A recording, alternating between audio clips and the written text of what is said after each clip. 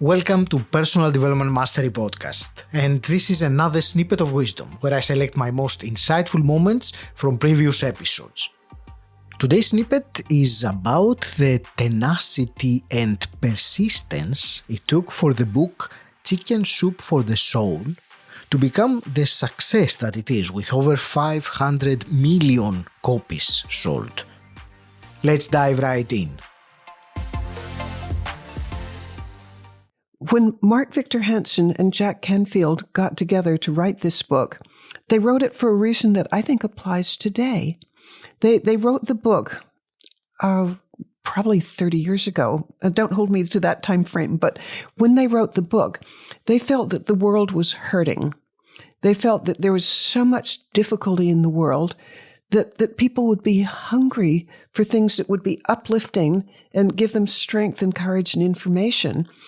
And both men, they were public speakers, both men felt that in the course of their speaking that they had accumulated a whole lot of really inspirational stories, the kind where it gives you hear the story and you've got the energy and the direction to do better, to go farther, to not give up. They had all these stories. And one day, Mark and Jack Canfield were just friends talking about how inspirational their stories were, and they had the idea, why not put them together in the form of a book? Your stories, my stories, let's put them together.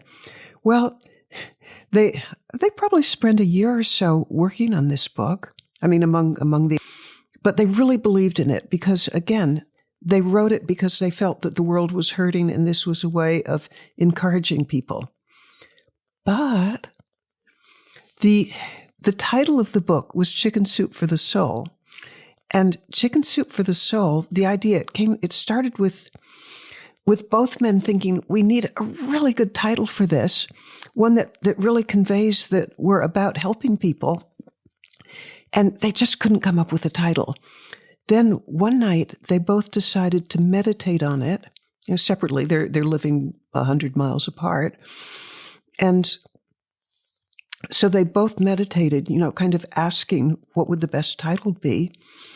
And Mark got a phone call from Jack, in the wee hours of the morning, maybe it was 2 or 3 in the morning, saying, Mark, I know what the title should be. It should be Chicken Soup, because I think of my mother and my grandmother when things were bad. Oh, they'd give us chicken soup. And Mark added to that, well, it's for the soul, not for the body. And so now they had the title. So they now had the book and they had the title. How do you sell it? Well, the title, which has been, extraordinarily successful, Chicken Soup for the Soul, a lot of people didn't see it that way. Jack Canfield's assistant quit because she said, this is such a Mickey Mouse kind of foolish title. Nobody will want it. And you're lowering the brand. I don't want to be part of it. She quit. They hired an agent to help them find a publisher. The agent said, I hate the title. And they said, no, we really like it. He tried with 20 different publishers to sell the book. And finally, something that doesn't happen very often, the agent fired his clients because he said nobody wants a book of stories written by somebody else. Nobody wants a book with this funny title. So now the two men are on their own, and I think it was for like a year and a half, they kept calling in different publishers, doing everything they possibly could. And finally, there's something called the American Booksellers Association Convention. It's 3 days. And, the men, Mark Victor Hansen and Jack Canfield, are just going around to all the publishers, of probably thousands of them. And over again, not only were they turned down, but people wouldn't even look at them because of the title of the book. Oh my gosh. Finally, the last day, they met somebody who said, I'll give it a look, but I don't make any promises. The guy took the book, and then when he was in the airport, he did what nobody else had done. He started reading the book.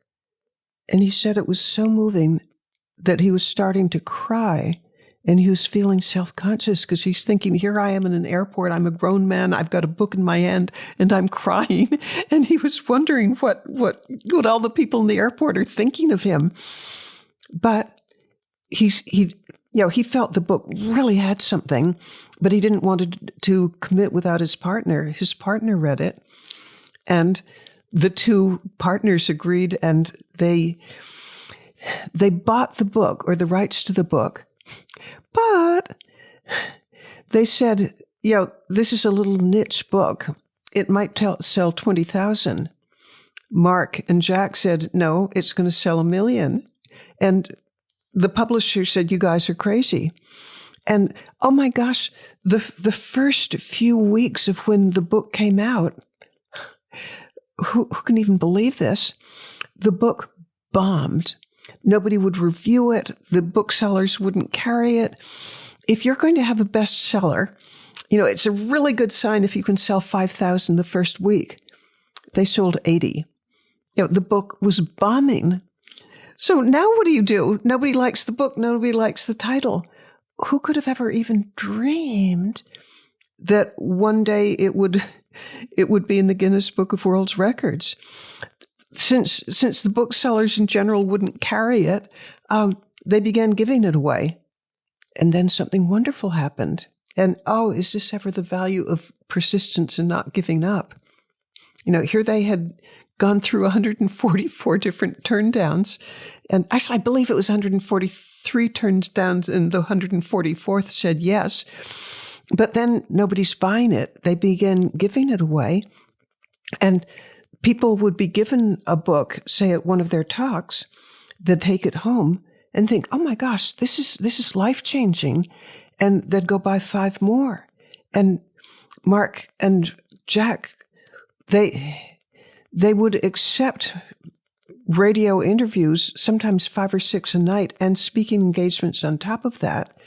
And within a year and a half, they had sold more than 1 million copies. But if they had given up by it seemed to have bombed at the beginning, we wouldn't have 500 million books in print from the Chicken Soup for the Soul series. And I would like to invite our listeners just to imagine what resources can you call on to avoid giving up? Because it might be, the next step that you take that might bring the success that you wanted. Don't give up too early. Thank you for listening. You will find the full conversation with Mitzi Perdue in episode 240. The link is in the show notes. If you have found value in this episode, consider supporting the show by visiting personaldevelopmentmasterypodcast.com/support. You will also find the link in the episode description. I appreciate you. Until next time, stand out, don't fit in,